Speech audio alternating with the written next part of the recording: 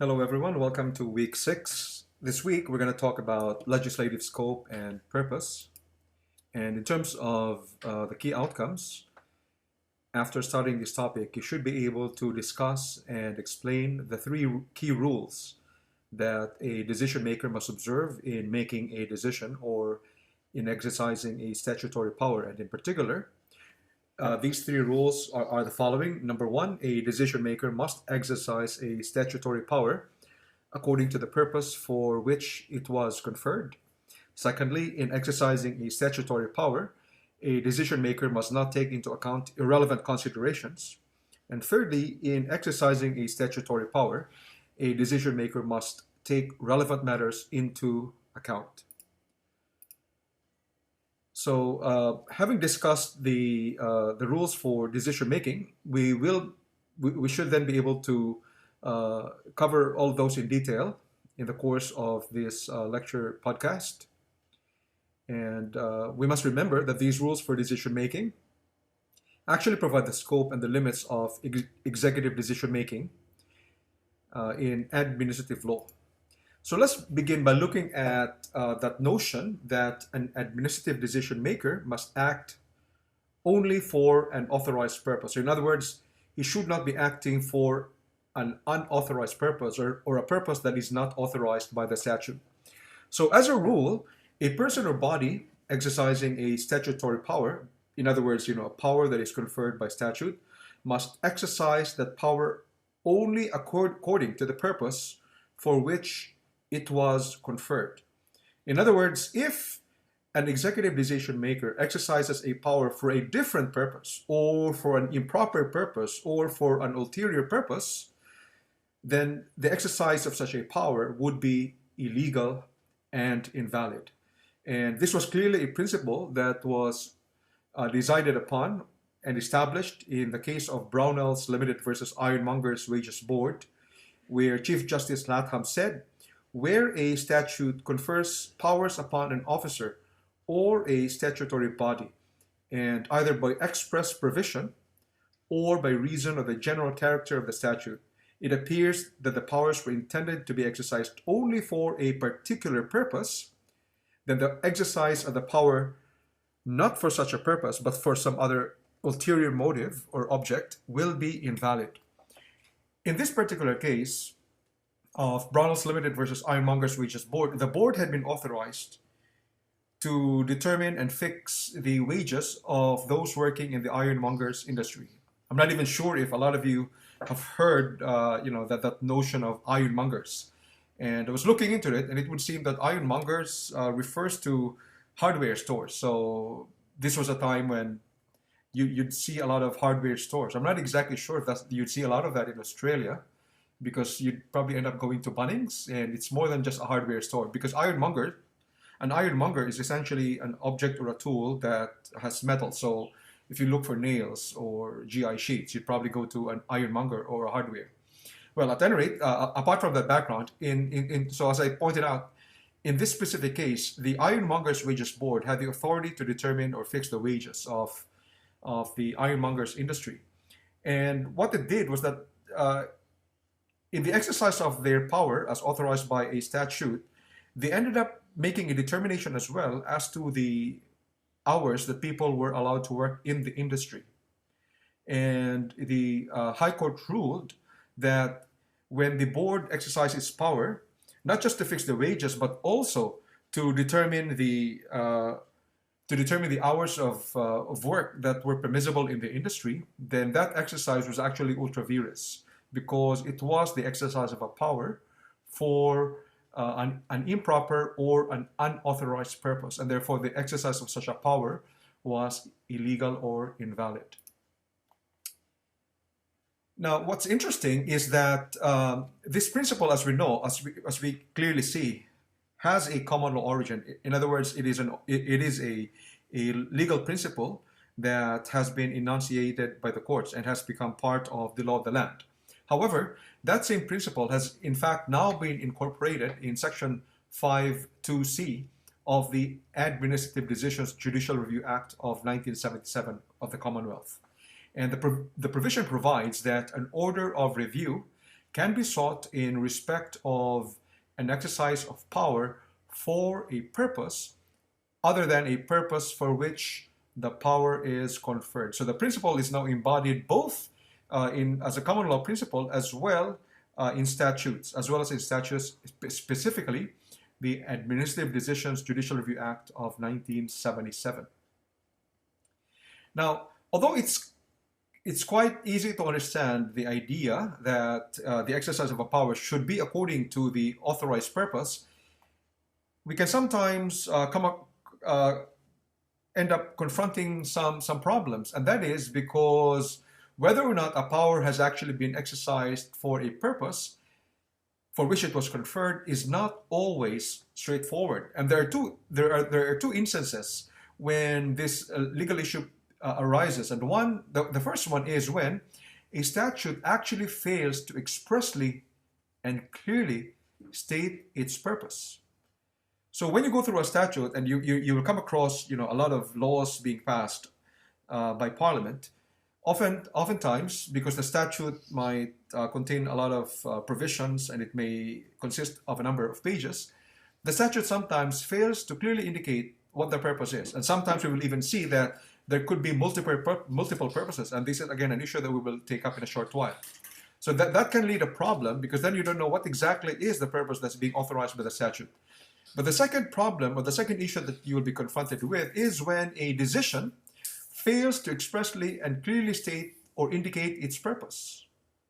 So what if a decision has been actually handed down, but the decision did not expressly and clearly state or indicate its purpose? In that case, how then are you able to measure that decision against the purpose which has been articulated by a statute? So that leads to a problem, and we're going to look at those problems in a short while.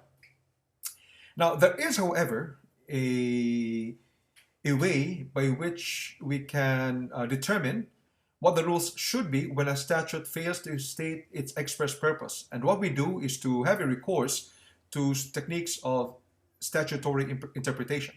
And the rule is that in the event a statute fails to state its express purpose, using the rules of statutory interpretation, you can determine the implied purpose of the statute. So in other words, even a statute which does not expressly state its purpose, there is always an assumption that that statute was made for a particular purpose. So therefore, the purpose can be implied. The purpose for the statute can be implied. And the way to do that is by examining the title,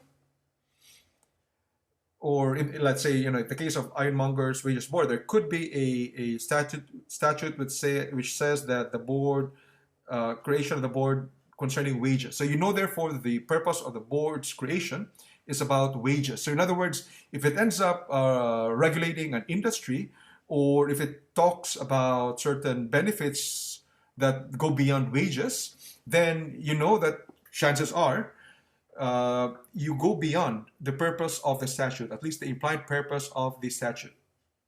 You also look at the structure and the text of the statute, as well as the nature of the power that is exercised. And that is according to the High Court in the case of R versus Tuhi, ex parte Northern Land Council. But again, as we will later on see, even an attempt to apply rules of statutory interpretation can often cause problems because of difficulties in trying to draw the scope and limits of the statutory purpose and the considerations that must be concerned. So we're going to look into this in a short while. Now, when a statute fails to state its express purpose, one of the main dangers in this instance is that the decision maker may have decided on the basis of an improper purpose, that is, one that is not authorized by a statute. It is possible that he could have considered irrelevant matters or considerations, or had ulterior or improper motives. So in that case, because the statute failed to state its express purpose, it becomes quite difficult to say whether the decision was actually a decision according to the express purpose of a statute for which that decision was permitted to be made. And the difficulty of determining whether a power has been exercised according to a statutory purpose for which it was concerned is even heightened. The problem becomes even greater when a statute supports multiple purposes. Now let's look at statutes that may have multiple purposes. What happens when a law does not specifically state the purpose for which a power is to be conferred? Relatedly, if a power conferred by a statute is very broad, such that it is not expressly qualified or conditioned in any way by a statute, would there be any limit to its exercise? Or could it be claimed that the statute would have given unfettered discretion or unfettered authority or power upon the decision maker? Because the point is, if the power that is conferred by a statute on a decision maker is actually unlimited or it is unfettered, then it might be possible for the decision maker to argue that its exercise is always according to a statutory purpose and hence is actually valid. Or the decision maker may even say that the statute actually authorizes the decision maker to determine what the purpose of the statute should be. So stated differently, an argument could be made that when a statute fails to make its purpose specific, the purpose for which a power is to be exercised, if the statute fails to make it specific, then the exercise of such a power would have a semblance of propriety. And it would then be clothed with a presumption of regularity, and hence it cannot be impugned. Therefore, it would have been asserted that the exercise of that power would have been legal. Now, what are the rules that have been established by the courts? The rule says that it's difficult to speak of an unfettered discretion because even when the law is silent as to its purpose, there will always be ways by which the scope of the exercise of that authority is actually limited. And one of the cases is that decided by the Federal Court, the full court of the Federal Court of Australia in Shiliski versus Minister of Immigration and Ethnic Affairs, where the full court of the Federal Court said that even when the authority so conferred is not expressly qualified or conditioned in any way, like all statutory discretions, however, it is to be exercised in accordance with the scope and purposes of the enactment, which is its source. So even when there is an attempt to claim that a discretion is unfettered or unlimited, that will not be a good argument to be made because the rule still is that exercise of power or the exercise of that discretion will still have to be exercised or tested according to the scope and purposes of the enactment, which actually is the legal source of that power or authority. In the case of our Tuhiver ex parte Northern Land Council, the High Court, per Chief Justice Gibbs, also said, if a statutory power is granted to the Crown for one purpose, it is clear that it is not lawfully exercised if it is used for another. So the courts then have the power and duty to ensure that statutory powers are exercised only in accordance with law. The same conclusion was arrived by Justice Stephen, who said, if it be shown that a regulation made under that power was made for a purpose wholly alien to the Planning Act, it will be ultra vires the power and will be so treated by the courts. So even when a statute passed by Parliament authorizes an executive decision maker to pass subordinate legislation in implementation of a statute, such a subordinate legislation, such as a regulation, has to be drafted or written according to the purpose for which the statute was passed in the first place. Otherwise, the regulation would be ultra vires the power and would be invalid. So clearly, in the case of Shiliski versus Minister for Immigration and Ethnic Affairs, as well as R versus Tui, ex parte Northern Land Council, the jurisprudence tells us that when a law does not specifically state that the purpose for which a power is to be exercised, it doesn't mean that the power conferred by that law is unlimited and qualified. The rule is the power would still be limited and qualified by the purpose, which is then inferred or implied from the statute, as well as the nature and extent of the power that is to be exercised. So consequently, the exercise of that power can be tested according to the inferred or implied purpose of the statute, as well as the nature and extent of the power to be exercised. Now, what if when an executive decision maker makes a decision, there is actually an ulterior motive? So in other words, perhaps on the one hand, there is the exercise of the power or the decision is authorized by the statutory purpose. But on the other hand, apart from having a decision that is authorized by statute, there is actually an ulterior purpose or an improper purpose behind the statute, behind the decision. In the case, for example, of Some Rain Proprietary Limited versus Metropolitan Water, Sewerage, and Drainage Board, the court was confronted with a situation where the board sought to purchase a land. And according to the purpose of the statute, which gave the board a power to acquire the land could be acquired for the purposes of the board in, let's say, providing offices for its employees. So that was the statutory purpose that was available. However, there was also a possible ulterior motive for the board's attempt to acquire a land, and that ulterior motive, it was claimed, was that it was hoping to enter into a joint venture agreement with another agency of the government, so that as a result of the joint venture, as an investment on the property, the board stood to benefit from such an arrangement. And so, in other words, it is often possible to come across a situation where a decision both has a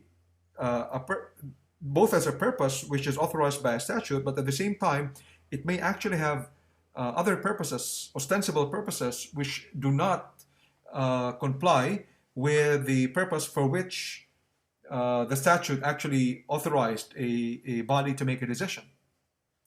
And in the case of Some Rain Proprietary Limited versus Metropolitan Water, Sewerage, and Drainage Board, the High Court said that if the board is seeking to acquire the land for an ulterior purpose, there will be an ostensible but not a real exercise of the power granted by the Act. The attempted exercise of power will be vitiated even if the ulterior purpose was not the sole purpose of the acquisition. It will then be an abuse of the board's power if the ulterior purpose is a substantial purpose, in the sense that no attempt would have been made to acquire the land if it had not been desired to achieve the unauthorized purpose.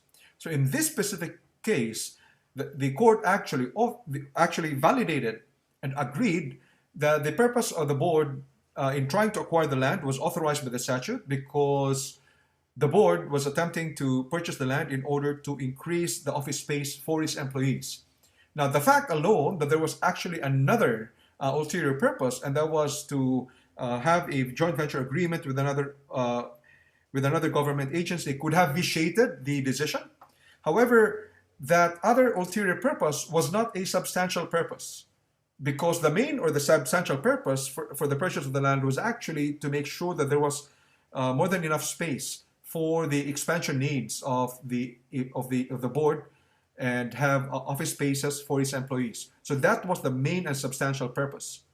So as a result, the court noted that even if the potential commercial venture with another government agency had not been there, the board at any rate would have decided to acquire the land for its own needs. And for this reason, the court validated the purchase of that land as being authorized by the statute which created or empowered the board.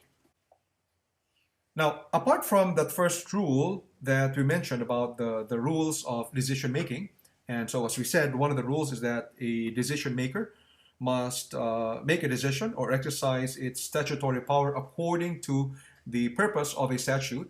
The second rule is that in exercising a statutory power or in making a decision, the decision maker must not take into account irrelevant considerations. And this rule was expressed in the case of R versus Trebilco in the High Court, where Chief Justice Latham said that a court can intervene when a decision maker takes extraneous considerations into account. So these are considerations that are foreign to what are matters that is authorized by a statute. Now, this specific rule has now been enshrined as a ground of judicial review in the Administrative Decisions Judicial Review Act of 1977, which provides in Section 52A that an order of review can be sought in respect of taking an irrelevant consideration into account in the exercise of a power. So what is an irrelevant consideration?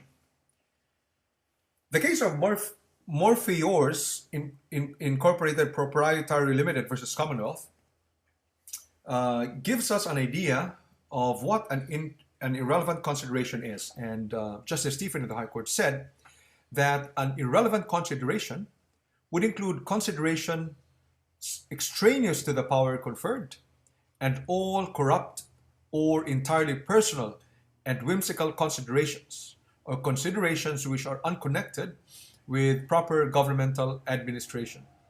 So let's say that in coming up with a decision, an executive decision maker takes into account, for example, the fact that you seem to have certain political beliefs, or he may end up having certain gender biases, or he may actually have met with you before and dislikes you as a person. Now, these are considerations which should be irrelevant to whatever decision he is to make. And if therefore a decision maker makes decisions along those lines which are not authorized by a statute, then in that case, the decision would have been vitiated and will be considered to be invalid. It can also work in the sense that a decision may actually be made to favor a person because the decision maker happens to belong to a certain organization to which an applicant also belongs to, or on the basis of a friendship with somebody who is an applicant in a specific administrative matter. Again, that will have to be an irrelevant consideration, and the consideration or the use of that irrelevant consideration will again vitiate a decision. In Roberts versus Hapwoods, in the House of Lords, Lord Atkinson gave examples of what might constitute irrelevant considerations in the determination by a local council of the salaries and wages of local council employees under a UK statute. And Lord Atkinson said that some of those irrelevant considerations would be some eccentric principles of socialistic philanthropy, or by a feminist ambition to secure the equality of the sexes in the matter of wages in the world of labor. And we can also provide other examples in other cases, such as using religion as a consideration in making a decision, or the fact that a person is good looking, or the fact that a person doesn't look good. So those are irrelevant considerations, or the fact that a person may have belonged to you might have joined the military, and if that is a consideration that is not authorized by a statute, then that consideration cannot be taken into account as well. Now, what is the effect of having an irrelevant consideration in the decision of the decision maker? Does it mean that every time a decision actually includes an irrelevant consideration, the decision will necessarily have to be vitiated and therefore invalid? And the High Court, in the case of Klein versus Domus Proprietary Limited and Minister for Aboriginal Affairs versus Pecco Walson, pointed out that taking account of an irrelevant consideration does not necessarily vitiate or invalidate a decision. For a decision to be vitiated, the irrelevant consideration must be the dominating actuating reason for the decision. In that same case, Chief Justice Dixon with Justices McTiernan and Windeyer also concurred, saying that if it appears that the dominating actuating reason for the decision is outside the scope of the purpose of the enactment, that vitiates the supposed exercise of the discretion.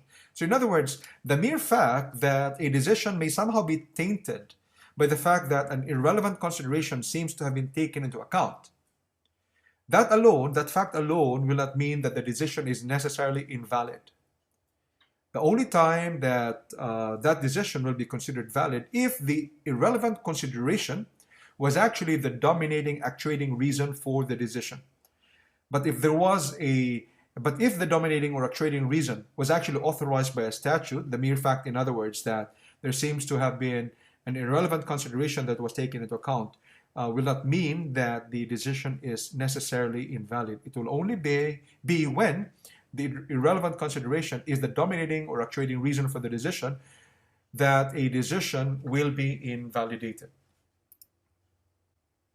As pointed out in the case of Australian Conservation Foundation versus Forestry Commission by Justice Burchett in the federal court, it was said that it is true that a decision maker may not take account of an irrelevant consideration, but I think he may pick up a red herring, turn it over and examine it, and then put it down so long as he does not allow it to affect his decision. So in other words, it is quite likely that when a decision maker tries to arrive at a decision, he is likely in trying to come up with a good decision, or it is like that he may consider some irrelevant considerations. He'll think about it.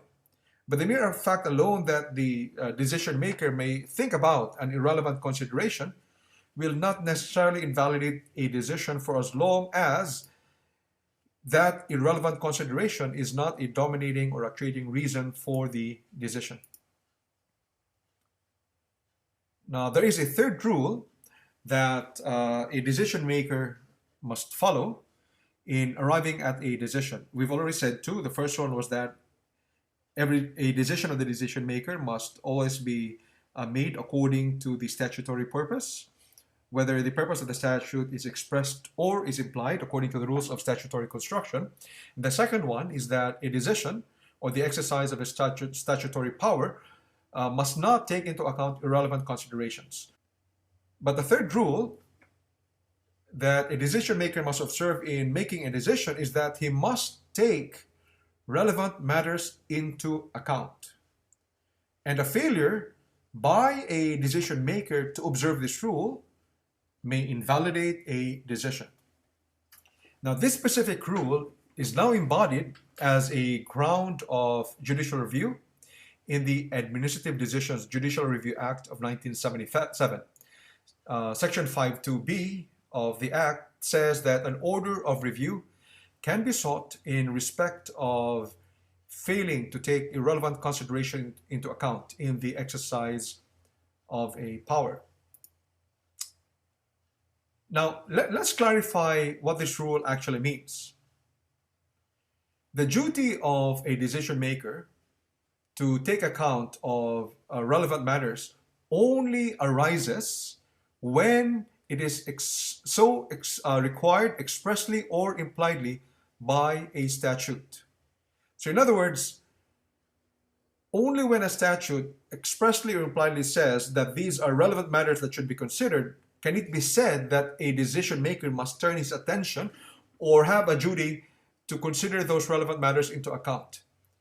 In the absence of such a statutory requirement, a decision maker is not required to consider certain matters. They only become relevant when so required by a statute, either expressly or impliedly. So in other words, a decision maker does not have an obligation or duty to consider every relevant fact or matter.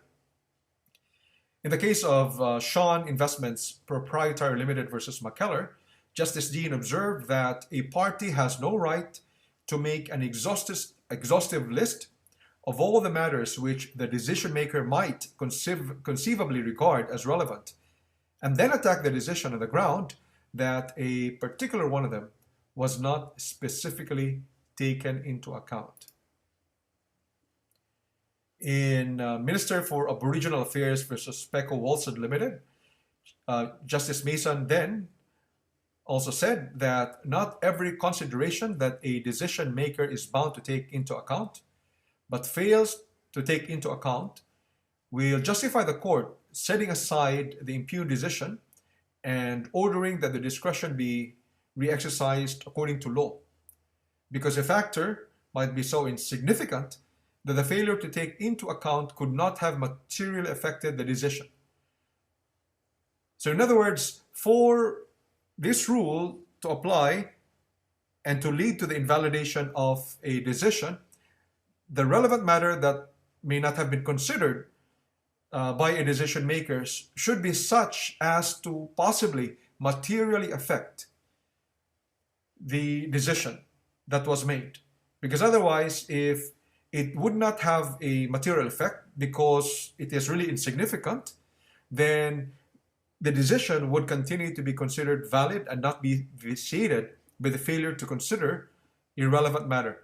So in other words, irrelevant matter that has not been considered by a decision maker, for that failure to invalidate a decision must be one that is significant and one that could materially affect the decision. So in other words, irrelevant matter that is insignificant and could not have materially affected the outcome of the decision would not necessarily lead to the invalidation of a decision. So after studying this topic,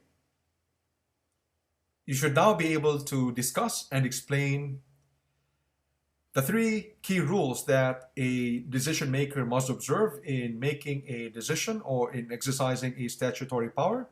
The first one being that a decision maker must exercise a statutory power according to the purpose for which it was conferred. Secondly, in exercising a statutory power, a decision maker must not take into account irrelevant considerations.